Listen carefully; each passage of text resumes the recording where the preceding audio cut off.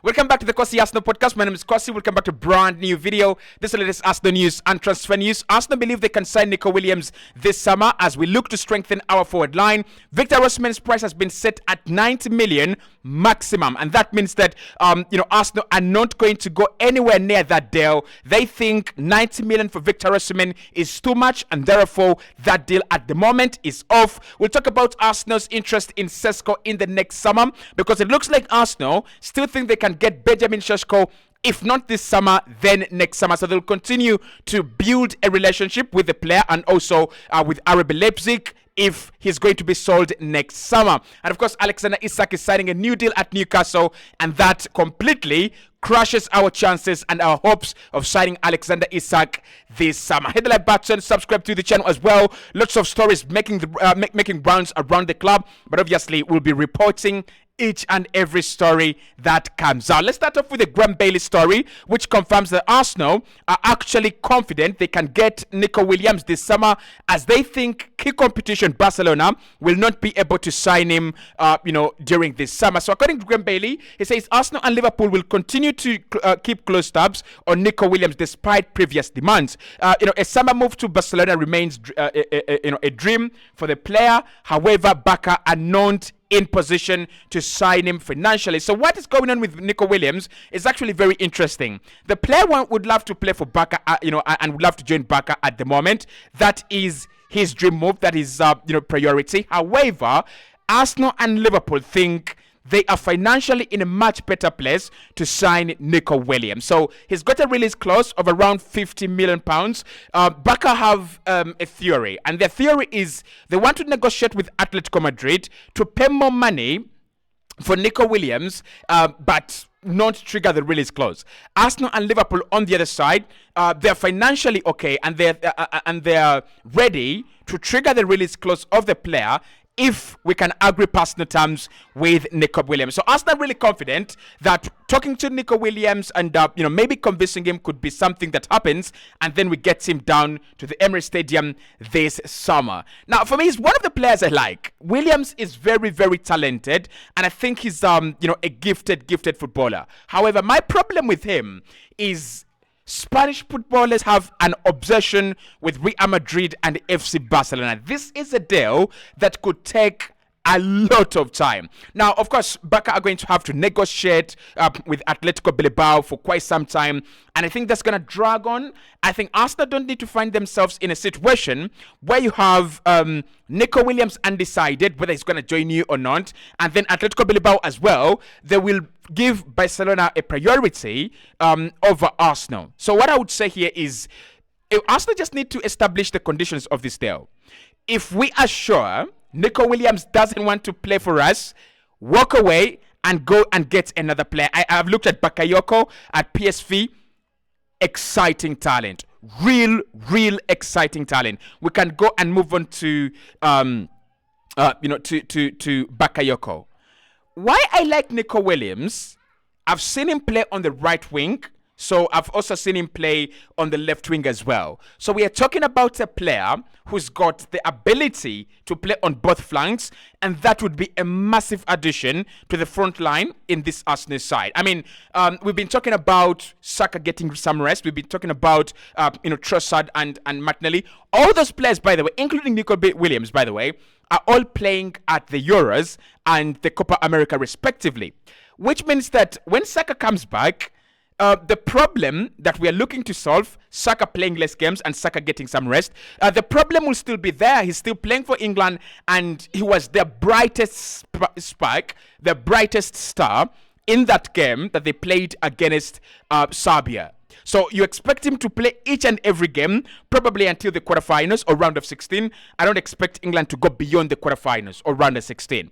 So if Saka goes to the quarterfinals, Trossard might come out of the Euros a little bit earlier. Belgium lost their first game. We don't know what's going to happen. So what if Trossard gets out of the Euros early, and then Gabriel Martinelli progresses until the final of the Copa America competition with Brazil? It means that all our forward players on the wings will have played a lot of minutes. Reece Nelson could leave. this summer. There is a possibility, big possibility, that he could leave this summer. And that means that we are left with Gabriel Jesus as the only fresh player, right? So I would want Arsenal to go and get a player like Nico Williams, in that he will be tired, but he will be sharing minutes with Saka, who will be very, very tired as well. I mean, there are other options that I would love. Like I said, Bakayoko for me. Pedro Neto, by the way, he is at the Euros with Portugal, but it's not the starter. The starter is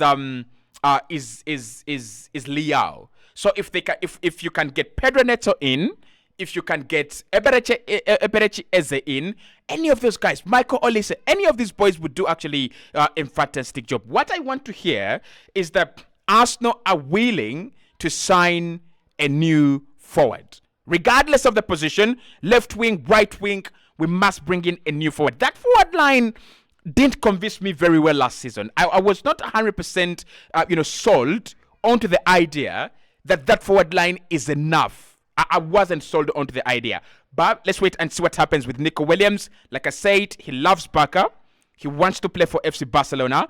And that makes the deal, exciting. That makes the deal very difficult, but very exciting. It reminds me of the Rafinha deal that happened in 2021, 2022. I think it was 2022. Rafinha had agreed personal terms with Barcelona earlier on, but Barca didn't have the right amount of money to give Leeds United. So what happened? Arsenal and Chelsea came and agreed personal terms with Rafinha. And in the end, Arsenal ended up missing out on Rafinha because the player only wanted to play for Barcelona. And we didn't sign any winger that summer. I don't want that to happen. I really don't want that to happen. Arsenal should only lock down on Nico Williams if they are sure this is the player we're going to sign, right?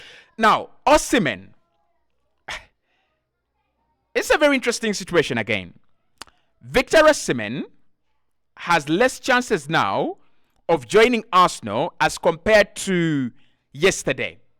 Interesting. So according to Peter Oruk, he says Arsenal are currently not considering bidding for Victor Osimhen.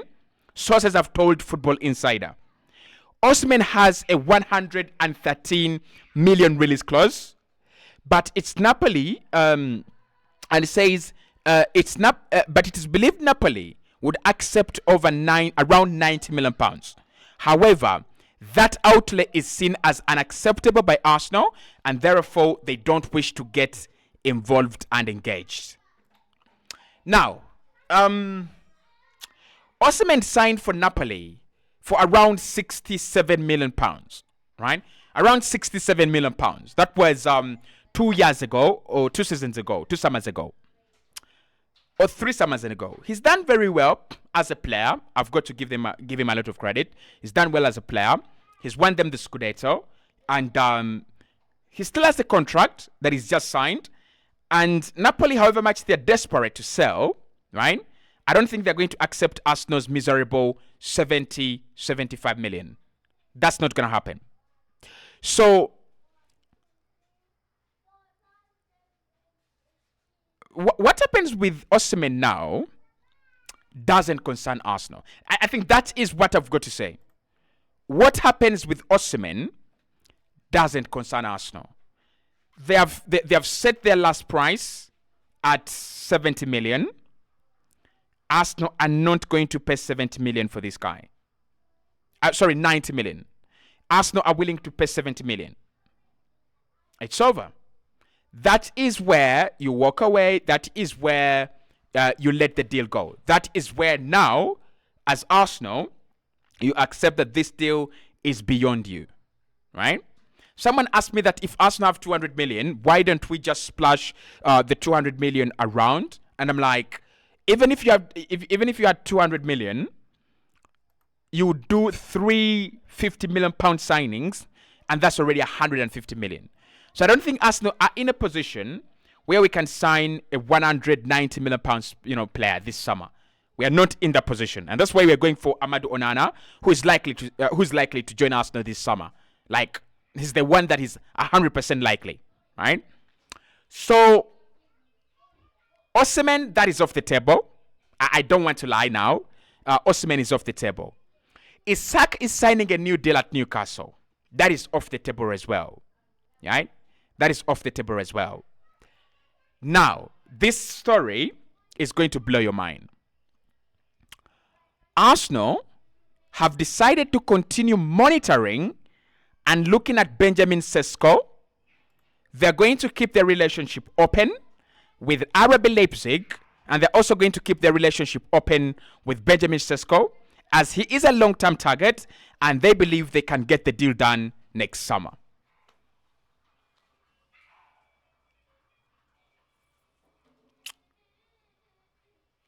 I'm not really sure now. I'm not really sure what I should say about this one.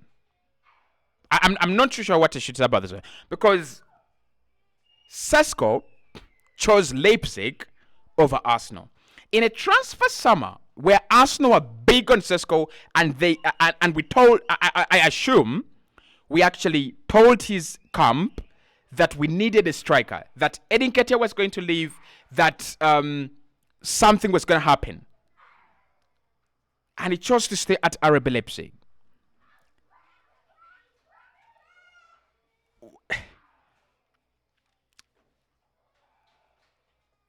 Next summer, when you want to sign a player like Sesko, next summer, what's going to happen is RB Leipzig will have more power on this deal.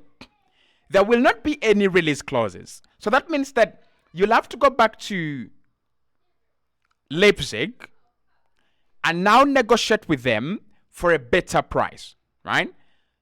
They might ask for 80 million. They might ask for 85 million, because again, Sesko is not going to become a loser. He's going to just become better. He's just 21. At 2023, he's going to be a rock of a signing, a rock of a player. Are you telling me that we are willing to spend 85 million or 75 million on Sesko next year, but we are not willing to spend 75 million on Gyökeres this year? Doesn't make any sense. That doesn't make any sense. I don't think that Arsenal are looking at Sesko as a world-class striker. No. Because I think if you're looking at a world-class striker, then Gyökeres is the world-class striker, if you're monitoring both of them. Do Arsenal really think they are still going to get him for 50 million next year? Again, that would be deluded.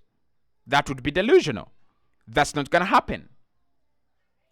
So in the end, Arsenal have decided that we don't sign a striker.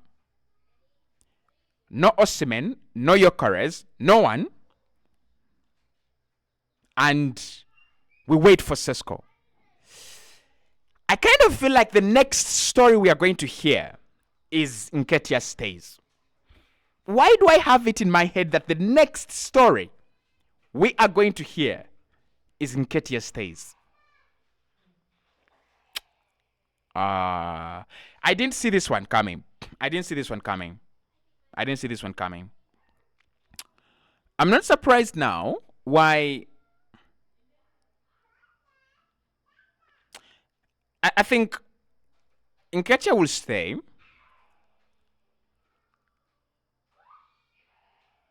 for one more year. That's why he was given that long deal and 100k. So Nketiah stays for 100 for another year, because no one is going to give Edin Nketiah 100k. So Arsenal are not panicking. So Nketiah stays for a year.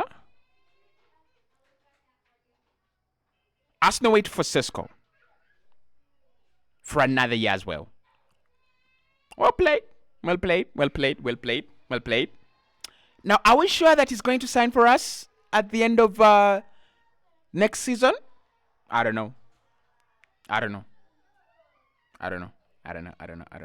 So, Osimhen, 90 million. That looks unlikely. Isak is signing a new deal at Newcastle, obviously. That's why they asked for 200 million.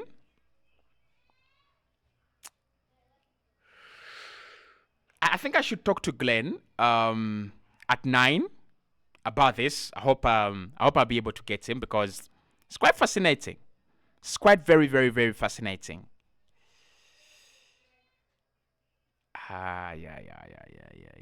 Yeah. Okay. I see you right in the next one.